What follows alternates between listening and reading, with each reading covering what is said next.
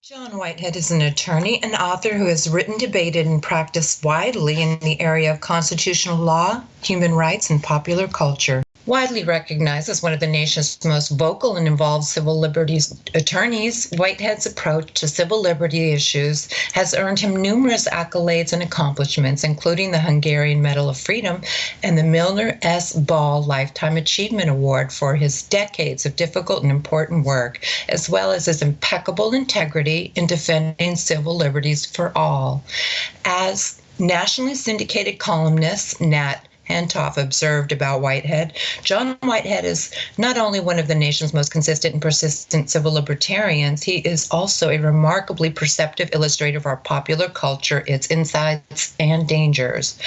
I often believe that John Whitehead is channeling the principles of James Madison, who would be very proud of him. He is the founder of the Rutherford Institute, which is an institute that has emerged as a prominent leader in the national dialogue on civil liberties and human rights, and a formidable champion of the Constitution. Whitehead serves as the Institute's president and spokesperson. He is the author of Battlefield America, The War in America. And wow, I'm elated to have you here, Mr. Whitehead. I've been wanting to interview you for 6 years now, and here you are. Hey, thank you for having the show. I really appreciate it. And Okay, because the issues today out there are very important, and we need to be up on what's going on, or you're going to find yourself in a situation you'd never imagined. Agreed. So how did you end up as one of our greatest freedom fighters for American citizens? Well, I was a young lawyer, and I went to law school to do what I was doing. I liked the idea of civil liberties, and I went to law school. And when I came out of law school, I had the opportunity to start defending people that needed lawyers, but they couldn't afford it. And I said, we need an alternate. The ACLU was doing some of the cases, but I said, we need an alternate organization that will defend every kind of cause, not pick and choose. And that's what we do. And so I raised the money to start the Rutherford Institute in 1982. It'll be 40 years old next year. And we've handled thousands of cases now before every court in the country, including the Supreme Court. And we defend a lot of people who usually can't get help anywhere else. Like we helped a Marine who was attacking Obama through emails and stuff, and a SWAT team and the FBI arrested him and put him in a mental hospital. He called every organization, no one would help him. Well, we filed a lawsuit and got him out of the mental institution. He was disagreeing with the government. That was the Brandon Robb case. People can tell your people to check that out. They'd like to see what it was about. But we had a lot of cases like that where people can not get a lawyer and they can't afford a lawyer. So I raised money to do that. And I also write a weekly commentary with my wife. And I've written over 30 books now that people, the last couple, especially Battlefield America, I suggest people read because it goes into everything. People are saying that I was a sci-fi writer because I was kind of predicting where we're going here today. But I saw about 10 years ago, especially when I was studying some of these so-called giant tech leaders out there, the Zuckerberg and others and Google, what they were saying. And they were basically saying they were going to completely control the future. And they are, by the way. So that's where we're headed. Well, absolutely. And so you've been, I was just doing the math here. You've been doing this for like 50 years. That's quite a commitment.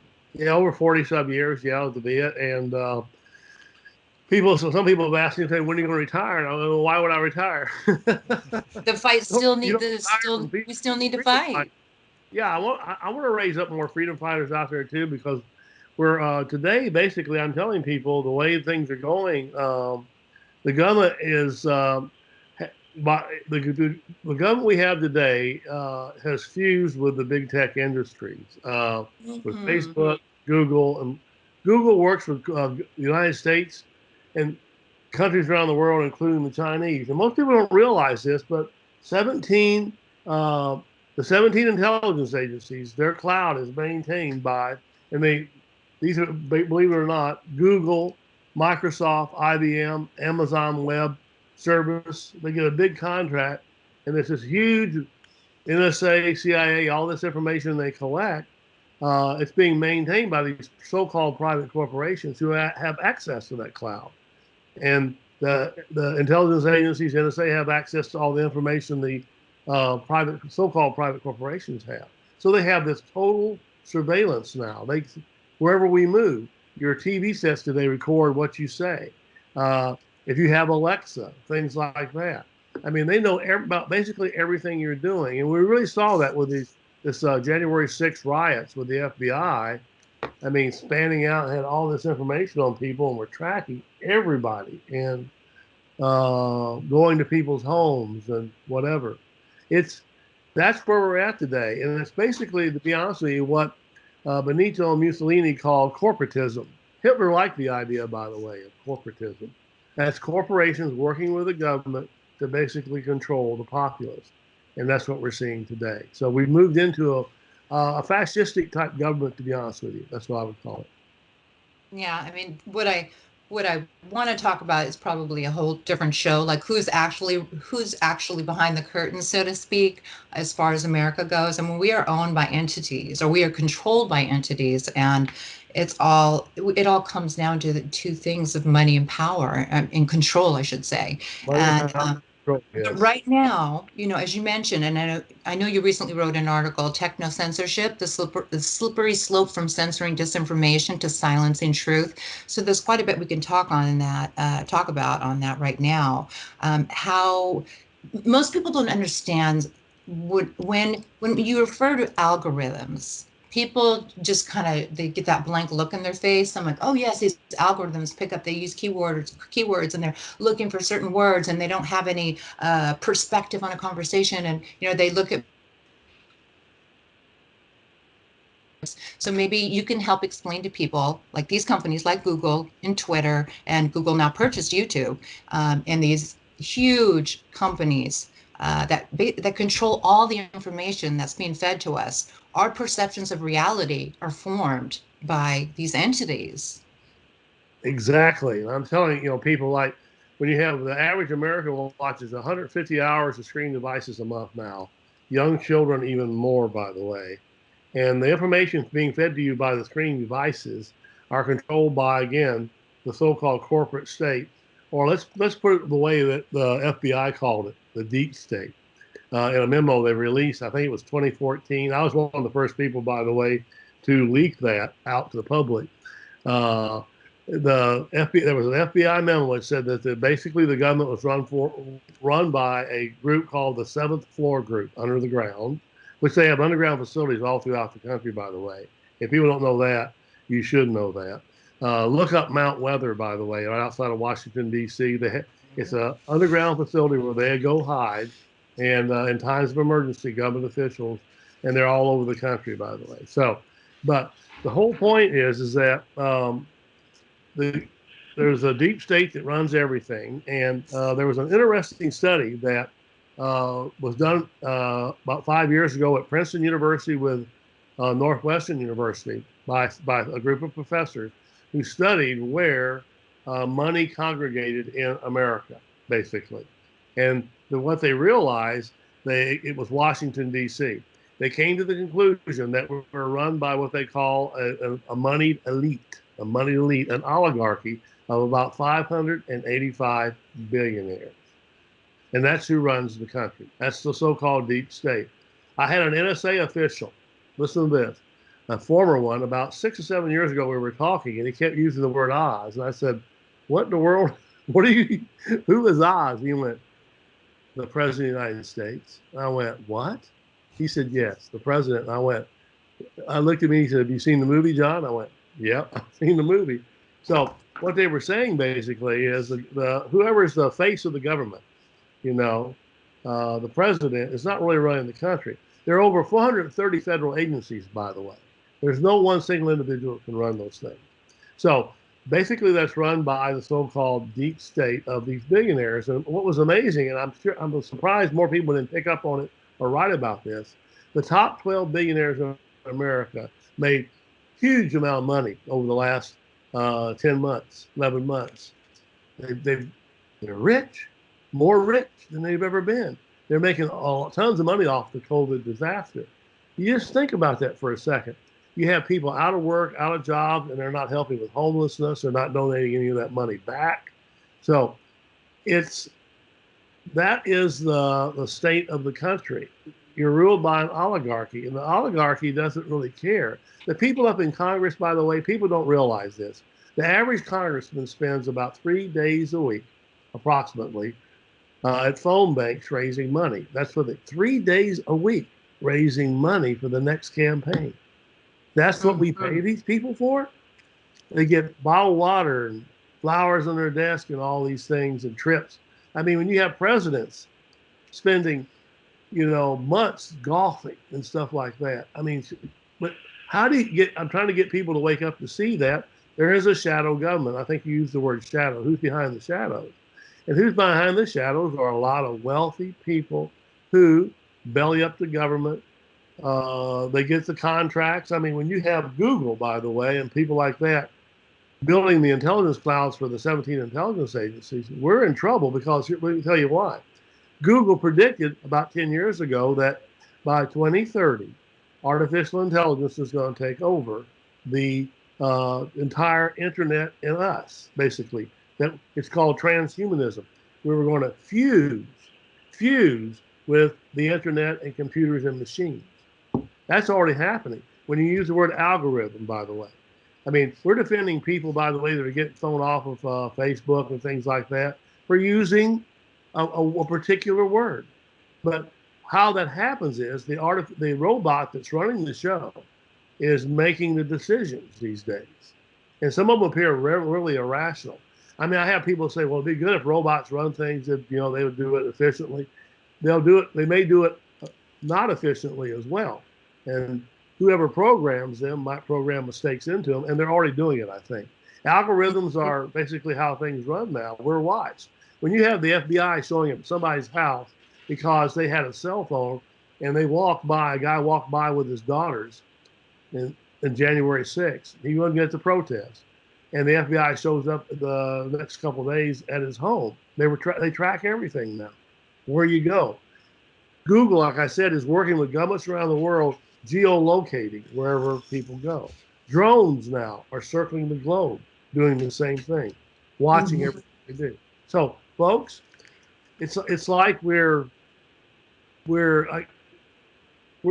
things to be controlled. Basically, we're data bits now. And here's the thing: what do you do with a data bit if you want to get rid of it? You delete it, and we can be deleted now. I'm seeing that with people that, again, like Robert F. Kennedy Jr. and people like that are opposing some of the vaccine stuff. They're taken off of Instagram immediately. Bingo, they're gone.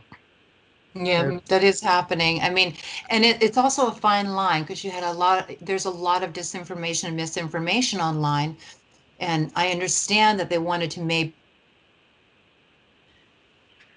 be the prevalence of these discussions, but then it just became across the board. And even I did a video on contract stalking, gang stalking, and these kind of tactics, and I got a flag saying that it was bullying content when we were just referring to bullying. It's just, it was unbelievable. It's like it doesn't see the whole picture, what the discussion's really about. I couldn't believe it. Well, again, the average American is asleep. I mean, it's you've seen the John Carpenter movie, They Sleep. They live. They live. But it should be the title, They Sleep. Most Americans are asleep. They don't see what's going on. And I can say there's another entity running the show, and that entity only cares about control and money. And that's basically where we're at today. But when you have people like Google saying that they're going to fuse the internet by 2030, I mean, it's already happening, folks. It's happening already. Starting to see the beginnings of it. And what I'm seeing is, and I've written on this, by the way, is that though the so-called things running the show are not human beings, and they're not going to be very kind when it comes time to move you on or move you off. And the key, in my opinion, is we use the word misinformation or saying this or saying that. what they're saying is we're too stupid to be able to analyze what we see. And they want to, just like, yeah, and What's like the Bill agreement? Binney. Yeah, Bill Binney, I remember he was talking about this web of information that the NSA was taking in. And I think that's what they're trying to do. They want to know what everybody's doing at every second, every day, every hour, what their thoughts are, what they're looking for, what their conversations are about. Because when you download an app or even just from your phone, NSA has access to all of it anyways, but then you have these other problems with the outside entities, maybe China, the Saudis, who knows, the Russians, and you give a lot of permissions. Every time you like download an app, they have the ability to listen, see your photos, see what you're taking pictures of. And it's not necessarily, like you said, it's not necessarily a person. They're just listening for keywords so they can market to you, to put you in some category that they're trying to create, like a pie of all the different types of personalities, and then kind of boxing certain dissident voices, or what they consider dissident, that might upset their agenda. Well, what we have today is we have a court system. If you're accused of something, you can go to court generally, still in some cases, and argue your case. But when the corporate giants, from Facebook and Google, etc., when the so-called being that's in control makes the decision, you're gone. There is no longer a court of justice to hear you. And the key to freedom is Americans who think, who can challenge, who can be so-called extremists and say, I disagree with the government, or F off, get out of my yard, Mr. Policeman, you shouldn't be on the property, you're not respecting the Fourth Amendment. But what the government's saying today is that anybody that does that is, again, something that needs to be gotten rid of. They don't want anybody talking back. They want total control. They want you to say, Heil, whatever, whoever's in charge, Heil AI, Heil Google, Heil Zuckerberg. And that's basically where we're at today. And I see, especially with the young people today, they're totally mesmerized by the screen devices. I call it digital heroin. And it's exactly what it is. They're hooked. And if you've ever known anything about heroin, it's very difficult to get off of it, and it's very dangerous. So the thing is that the future does not look good. The only thing that I can see good happening is for people to take their digital devices and throw them on the ground and walk off. But no one's going to do that because you can't stay connected to the God that exists now, the so-called electronic God that's controlling everything. And they're eliminating us. And people, by the way, they know exactly how to manipulate people. Again, you're talking to somebody who has fought the government. I've sued the president, won cases. This God wants to control everything you're doing and make sure that you're under control. But they want also to extract your money. But the key is, like I said, the First Amendment. The First Amendment was given to us by the so-called a group of founding fathers who were more radical than the people who actually wrote the initial Constitution. That's why they're called amendments or Bill of Rights. But James Madison said it best. He said, I wrote the First Amendment to protect the minority against the majority. Right. And that's key there. Who is the minority in most cases?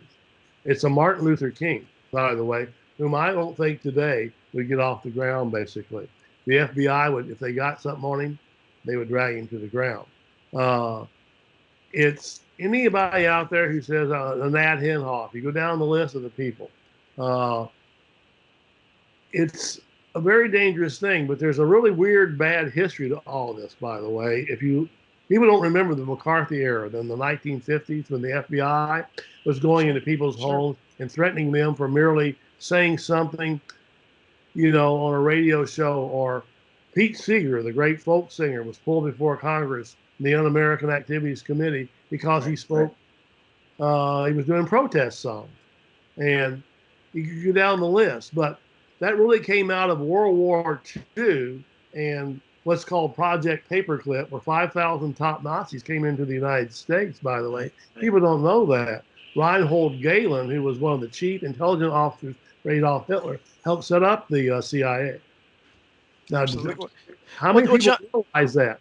And there's well, a John, history of this, and it's a history that uh, we need to go back in history and teach these things to children. I mean, Project Paperclip, no one has ever heard of it, but it's a historical fact. It's written about it in books.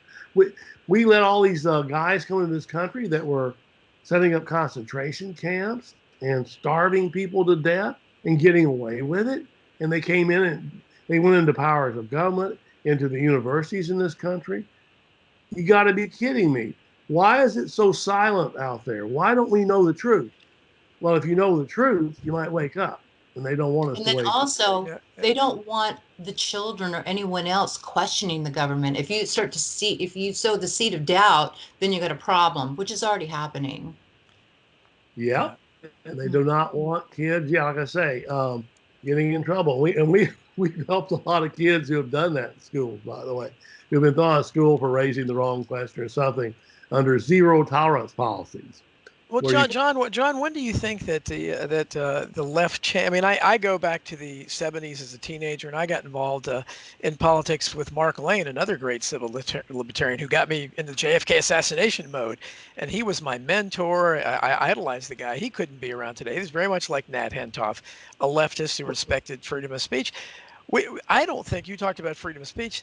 The left, especially today, I don't know about the right. I think they're just under attack, so I'm not sure how much they really respect freedom of speech either. But why have things changed so much? You talked about the 50s and everything. Back then, everybody was if you questioned authority, you were doing it because you were a communist. Now, if you question authority, you're a Russian bot, or you're a white supremacist or something. Why? And yet, extreme. nobody believes in freedom of speech. I mean, how do you have a country where all of these elected officials swear allegiance to the Constitution, which includes the Bill of Rights, and yet all of them clearly have bear no allegiance to it?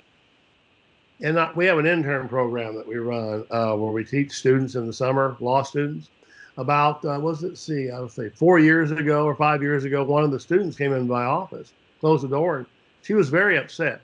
African American student. She said, Mr. Whitehead, I can't believe it. She said, I'd given a speech on the Constitution, how important the First Amendment was. She came into my office and said, my professor said this, constitutional law professor.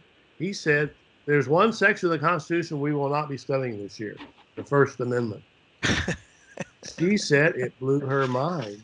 And I said, it should blow your mind because that's propaganda control. They're trying to control you. And I talk to lawyers today and I say, can you tell me the freedoms in the First Amendment? I've talked to law conferences. And you know something? I asked a law conference 4 or 5 years ago, I was speaking. These are Berkeley, Yale, Harvard types. These are lawyers, some of them 20 years. I said, can any lawyer in this group give me the 5 freedoms of the First Amendment? One lawyer put his hand up and put it down real quick, and no one would actually dare to say it.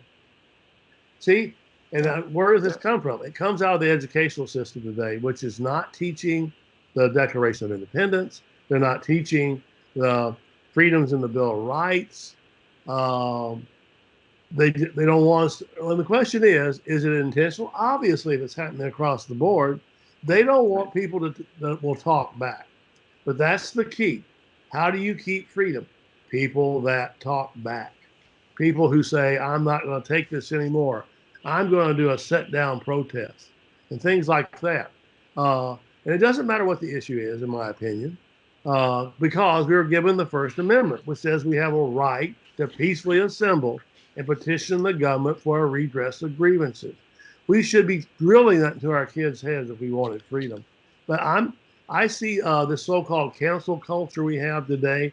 We all want to be politically correct, you know, and we all have to be on this.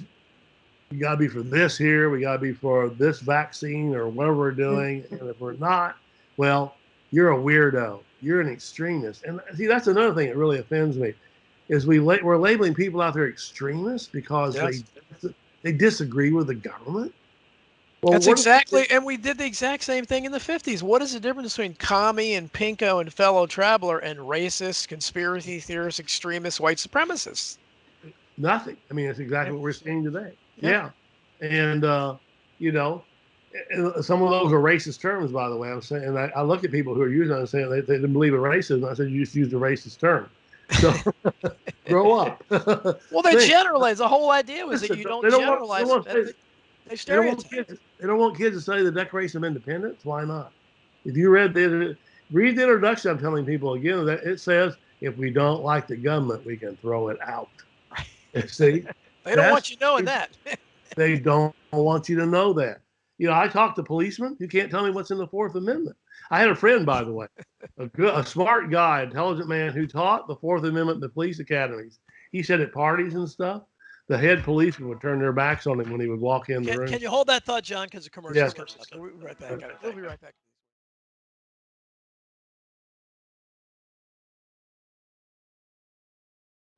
And welcome back. We're talking with John Whitehead, who is a man after my own heart, is one of the rare breeds of civil libertarians that are still left in this country. I just want to ask you, John, what you're talking about. Obviously, the Declaration of Independence says that we do have a right to alter or abolish the government. Thomas Jefferson wrote so many things in that vein. But I don't think many Americans agree with that today. Certainly, the left has become statist. They are supporting the institutions. And in fact, when they do protest, it's the Black Lives Matters, Antifa types who almost are protesting against average citizens and calling them white supremacists while they're backed by the institutions. It's really a strange situation. But when the right tried to, it wasn't much of a protest really, but the January 6th thing, that is now hanging over everyone's head, isn't it? That the fact that the overreaction to that was mind-boggling, calling it another Pearl Harbor. And I think that there's a lot of fear now among the pop, because I have friends on the left that are talking about wanting to send anyone inside the Capitol to prison for decades, or even executing them for treason. How do you? I mean, this thing has been used as a hammer, and the left is buying into it. There's almost no, and I'm still nominally on the left, but I'm not welcome there, because the people there, they don't believe in free speech. And, I tell them, somebody who has always been opposed to capital punishment, myself, I'm appalled that you want, much as they told me when Roger Stone was on trial, people tell me when he should be executed. I said, really?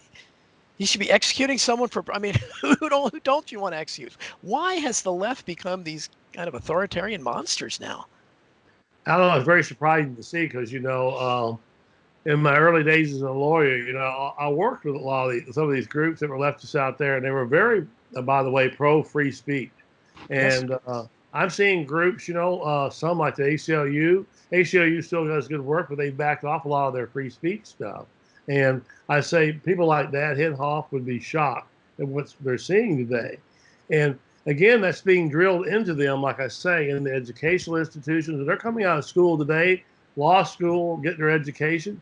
They're the political correctness, the cancel culture, and all that, by the way, is being programmed also over their screen devices. And so there's a total system today. They're totally surrounded by a system that says, you can't do this, you can't say that. And like I tell people, if the government can control speech, it can control thought. And that's the key, which equals control of the mind. And that's why the First Amendment is so darn important. And what they're erecting today is, and they've let us do it ourselves, by the way, we're erecting our own thought prisons, basically. We're afraid to say this, we're afraid to say that word, all this and that. And so we're as a free-speaking people, that's gone. If you're a free speaker today, you're going to be called, again, you might be called a white supremacist if you're white. Yeah. Or whatever. Or, an extremist. When I hear those words, I'm going, wait a second here. Everybody I've ever respected my whole life would have been that. When I know James, people like Thomas Jefferson, for example, he was not, the perfect individual. Obviously he had slaves.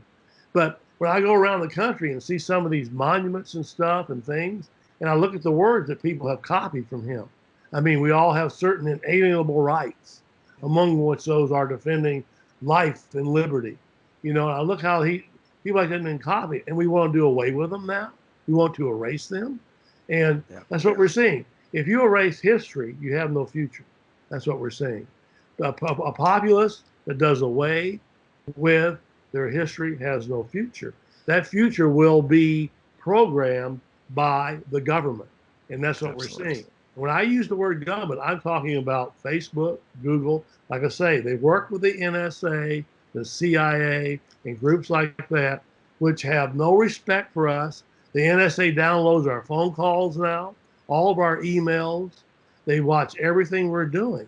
And the Department of Homeland Security, most people don't realize this, they do threat assessments on every home in America now. They go from green to red. And people talk about the so-called social credit scores that are done in China. That's coming very quickly. Yeah. When you see this immunity passport erected and totally in control, once if it gets going, everything you do wherever you move is going to be watched, and you're going to get a score, and you will not be able to travel, just like in China. And people say, well, China is this terrible country. They have concentration camps.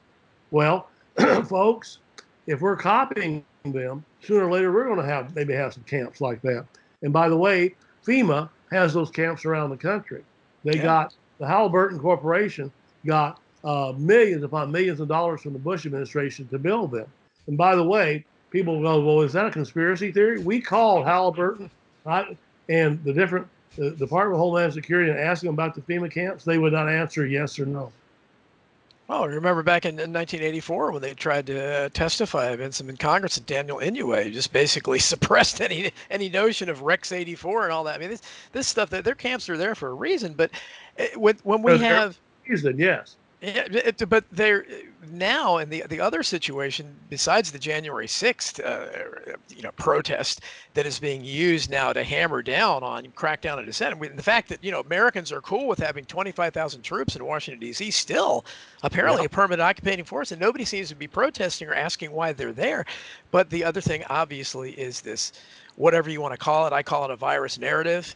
And the unconstitutional lockdown that's been going on for a year now, and it doesn't show any signs of ending. And nothing has disillusioned me more in my life politically than watching the response to this and how people are buying into it. They're wearing multiple masks, they're getting multiple vaccines, and they're shunning, at least, if not banning and cancel culturing, anybody that is, including, as you mentioned, Robert F. Kennedy Jr. is one of the few people on the left that's doing, also with my friend Naomi Wolf, who's doing good work out there too. Yeah. But we are just in such a minority, and I don't know how you, and it's like the Holocaust with these people. They call you deniers, and it's emotional with them. If you start questioning it, oh my God, I've lost so many friends, I become dangerous because of this. And how do you fight that kind of mindset? You got to keep talking. That's why I do these shows, your shows. That's why I write the commentaries I do, the books I do. I think we just keep speaking up. We don't give up. We try to localize in our governments, by the way. I'm telling people, I mean, when you have, I think it was Arkansas who recently passed a bill saying they will not follow any of the federal gun control laws. And what I'm telling people is that's the way to do it. There is a power in the Constitution that gives you that right. I ask people, what is that power, by the way? It's the 10th Amendment. It says you can nullify acts of Congress. I'm telling local governments, by the way, stand up to the government. Do you want all this stuff in your community, all this surveillance? There are 80,000 SWAT team raids in America annually now, up from 3,000 in 1980. They shoot up to 500 dogs a day. They're shooting kids. And you know something? CBN, the big networks, the so-called mainstream media, doesn't even cover it. And by the way, the Carl Bernstein in the late 70s wrote an article. Bernstein and Woodward, if people remember them, exposed the Nixon administration, he wrote a really detailed article. He was shocked when he started working with different medias to find out the CIA and the NSA and groups like that work with the major corporate television broadcasting people in New York Times. So, folks, we're surrounded by a government that is there to control. And the only way you can do it is keep speaking. Don't go hide because someone says you're an extremist. Someone asked me the other day, says, what's your definition of a conspiracy theory? And I said, someone who disagrees with the government. And that's basically it. I like people who disagree with the government. You know something? And I like people that disagree with me. And that's why I keep telling people, don't worry about that. I mean, what are you? If someone disagrees with you, you want to go hide? And that's what they're teaching people, by the way. Yeah, and we do need to be able to have conversations without so much emotional volatility. It's very disturbing. Even on my Facebook page, I posted how I wish I could share my true political views, but I'm afraid of the criticism and the anger that comes, that might, the responses I might get. The very person who said, "Oh, we'll all love you no matter what," now won't even speak to me because I actually did have a discussion. So it's ironic. It really is. And then to go back to what you guys were mentioning earlier about this social classifications, what do you think about the fact that now when someone applies for a job, they check your credit? Oh, yeah. That's unbelievable to me. My daughters told me that, and I'm like, how, if someone has bad credit, then how are they supposed to get a job? I mean, it was surprising to me. I mean, it's But, been going on longer than that, maybe 15, 20 years, maybe well, they've been 15 going on for a years. while, yeah. Yeah, but it's still really disturbing to me because, I'm a independent contractor. I don't have to deal with those kind of things. So, but it is upsetting to me. It's making it very difficult for the people who probably need the job the most, who'll be the most committed, kind of, makes it more difficult for them. And one thing I think that was really raised by Don was the fact that the military now is occupying Washington, D.C. That Uh-huh. freak everybody out and say, get those guys out of there. This is America. We're not a military state. We're not China or Russia. This is America. And the point is, and again, these are things I've written on, we're trying to wake people up. The Department of Homeland Security now has purchased 1.6 million hollow point bullets. They have 175,000 federal agents running around the country with hollow point bullets. I'm a former infantry officer. We could not use hollow point bullets when I was in the Army. They were considered basically so damn terrible that you would not even use something against another human being. That's what went through John F. Kennedy's head and Martin Luther King's head. So usually the government has them, but now you got these agents running around the country. The ATK Corporation was the corporation that made them for the government. And I mean, I don't know if you've seen the 2030 video. I've written on that was leaked, where it shows clearly that the government says by 2030 they're expecting this country to totally break down, and they're going to have to implement martial law. It's about 5 minutes long. I'm telling people to watch that if you want to know what the government thinks the future is, and what they're going to be doing. But they're ready to crack down. They've got the bullets. They've got the underground facilities. They've got the drones, the armed drones. The SWAT teams are all over the country. The police have been militarized, and many of your police chiefs now work with the Pentagon. They go to military bases to train. This is local policemen. Right. Black outfits. They're crashing through doors in the middle of the night. What happened to the Fourth Amendment, folks? And that's what I'm telling local communities. Get those people out of your community. You don't need SWAT. You need grenade launchers and MRAPs. You know what an MRAP is? It's like a tank of tires. Wow, they have those now, the local police. Things have changed in America, and we've allowed it, though. That's the thing. We've allowed it. I'm telling people this. We have a Bill of Rights card that we give away at the Ruff Institute, and I'm telling people to teach their kids at home. I've actually had people call me when I've been on the radio and say, John, it works. I teach my kids the Bill of Rights. You know how many words are in the Bill of Rights, the first 10 amendments? 462 words. You have for a slow reader, it takes 5 minutes to read them. Study them at home. Learn the freedoms of the First Amendment and say, son, exercise those. The Fourth Amendment, the Fifth Amendment, the 10th Amendment says the local governments can nullify acts of Congress. And start doing that. Start being Americans. The Constitution starts with 3 beautiful words. We the people. We are the government. It isn't Biden. It isn't Trump. It isn't Bush. It isn't Obama. It's us. We are responsible for what's happening. And that's why we're going to get slapped upside the head, because we're not taking it. We're letting it go by. A lot of people are. And why you have a First Amendment and all that is so you'll exercise your freedoms. But most people, listen, digital heroin is killing us. Digital heroin is ripping our minds apart. Get those things away from your children. Reduce the time they spend on cell phones. Make them read books. Sit and dialogue with them. Challenge the things they learn at school, which half the time don't make sense to me when I hear them come out of kids' mouth. Oh, and kids, I mean, I'm speaking to a group of young people not too long ago. I asked them, they were talking, they said there were 10 words they couldn't say in school. And I said, like what? They said the G word. I went, oh, yeah, yeah, God. You know, you mentioned God in school, people get upset. I said, but we probably, they went, no, not God. And I said, you can't say it? No. The girl spelled it out for me, guns. I said, how in the world does your teacher tell you what those people in Afghanistan are carrying, called American soldiers? What are they carrying, the policemen? They're carrying G's? See, so it's an illogical culture. It's starting to, it's not Well, making. now in some schools you can't say girl and boy anymore. I know. I mean, it's That's ridiculous. gone overboard. You know, I'm a sensitive, compassionate person and a mom, but that's just gone overboard. It really is. And also telling kids, you know, bringing up the topic and talking about it so much, whether they're trans, bi, and all these different sexualities, they don't even know what they don't even have sexual impulses yet. And so, you know, the girls are really good friends. Like, I think I'm gay. I think I'm a lesbian because I love my best friend so much. And I like kids haven't even figured themselves out yet. So I'm getting a little frustrated by that. But at the same point, you know, my daughter's going to private school and you can't wear a rainbow shirt. You can't, like, there's got to be a happy medium somewhere, you know. Yeah. It's called free speech. It's allow people to speak responsibly, teach them how to speak responsibly, but don't cancel. Don't take things away. They need to see certain words. They need to understand certain words, or they'll never understand their history. And like I say, a culture that does away with history has no future.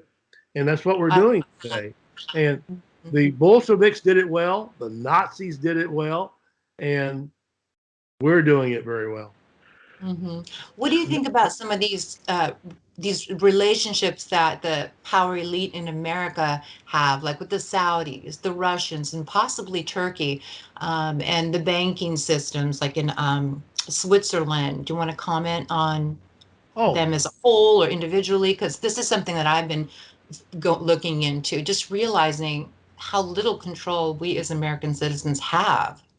that started many years ago in the early 1900s with some of the big corporate entities and people in they wanted a global government, and that's basically where we're moving into that with Google and with the world's being surrounded. People don't realize the NSA has what's called a Five Eyes program. They have bases around the world.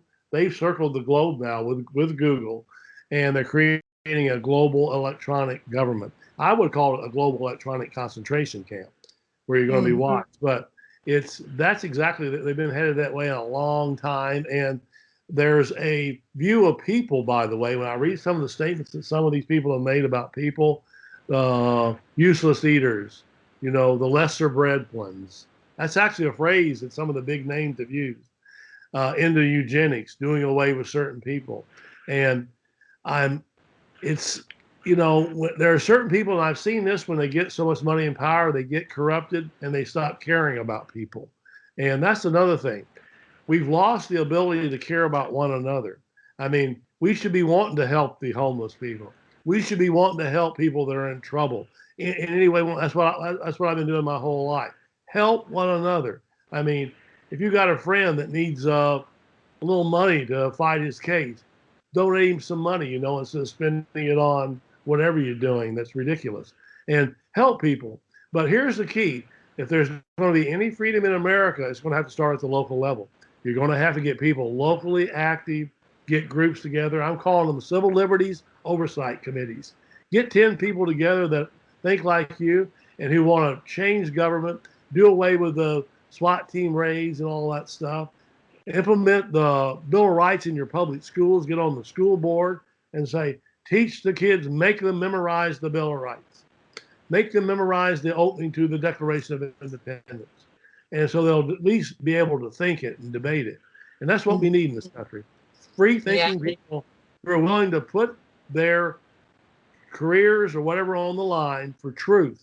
Because in the end, like I say, if I die and there is a God and I'm standing before the throne, whoever is the guy let me in the door will probably look at me and say, you did a lot of crazy things and defended a lot of weirdos, but come on in and I'll be happy. I think. That's right. You have to you said something and it just strikes home with me. The word integrity. That is the most, that's what I live for, and that's a word that's so important. And if we don't have people who can't make conscientious, well-informed decisions and live up to those values they hold, it's a huge problem. Absolutely. I just can't even believe that our world has become so selfish. Everyone's become self-centered. Everyone, and a lot of it has to do with the cell phones. And you basically create your own world when Yes. you're on your electronics. It's literally your own world with what you want to see, with what you want to do, and your imaginary version of yourself that you can put out there. And so, integrity and being authentic, those are two things that we need to get back to. Yeah, we got to realize too that, like I say, if you care about other people, you'll fight for the Bill of Rights. You'll fight for the First Amendment.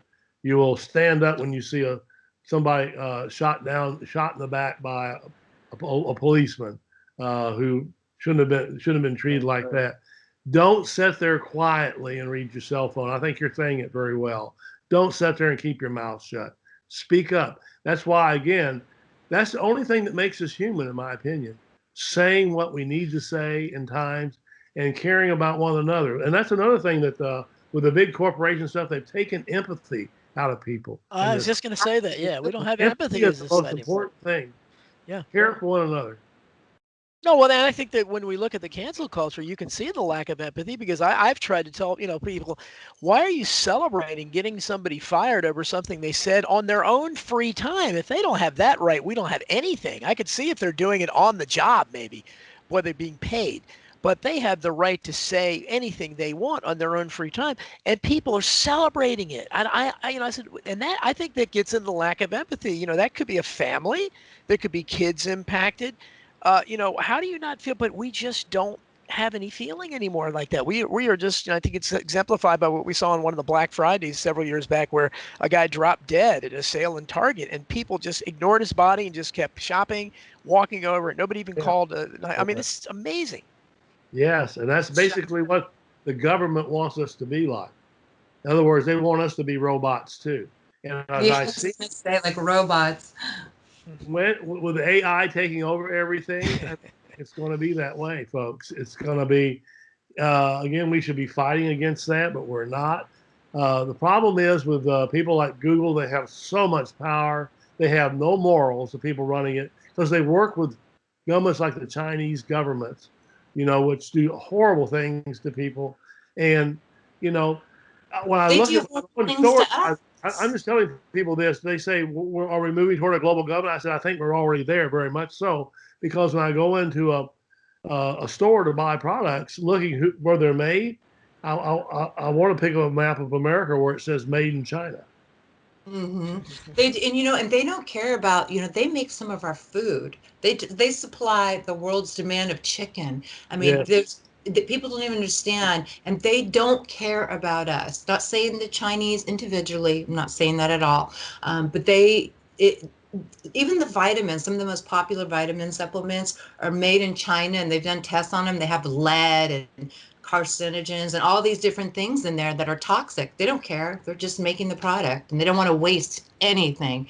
And then, I don't want to buy something 5 times. I want to buy it once. And I can't even find sometimes American producers or manufacturers, or some of the companies here in America that are manufacturers are actually having them, or distributors. The company is American based and they'll have it manufactured in China. So, and these products are just horrible. Like I bought something from Germany, like I'll just have some kind of coffee foamer or whatever it is. It lasted me 12 years and I can't find it anymore. Nothing's made in Germany with this company anymore. So it's just unbelievable. And so I bought one. It lasted 3 weeks. And so we're just creating, that spills over to the environment. We're just making trash. And Amazon, they sell trash. We have this month is no Amazon April. We're not buying anything from there, period, amen, because it's easy. Yeah, we all know that. And Amazon, if you knew the business model, you would be repulsed. Well, let me tell you this too. Most people know Bill Gates owns 220,000 farm acres now in America. People don't realize that. The food that you're going to be eating in the future is going to be so synthetic. Uh, it's going to reduce people's lives, in my opinion, how they live their lives, the quality of their lives. So, and those type of people do not care about human beings, and that's where we're at. Mm-hmm. Well, we're running out of time now, so we just have a minute and 30 seconds here. Where can people go to see you? Where can they get your books at? Just take this time to let people find out about you and how they can connect to you and your information. You can go to rutherford.org. That's rutherford.org. We do a weekly commentary. You can follow us on Twitter. Read the commentaries because education, like I say, precedes action. Get educated. Battlefield America, you can get there as well. And my other book before that was Government of Wolves, and that's exactly what we're facing, werewolves. And we're in a lot of trouble, folks. So I would say go to our website. You'll definitely get the point of view that the government does not want you to have. And that's the best viewpoint to have. Mm-hmm. Well, thank you, everybody. You can check out some of our videos at A Good Place with Ella, and Dawn and I are going to create our own YouTube channel. But as for now, that's where you can find some of these videos. And thank you, Truth Frequency Radio, for giving the opportunity to have a voice in a world that most people are losing that voice, and we all need to feel have the courage to use your voice. Speak up when you feel like something's wrong, because anybody who's got children, anybody that has grandchildren, we want our children. It's up to us to fight so our children and grandchildren can have a better world.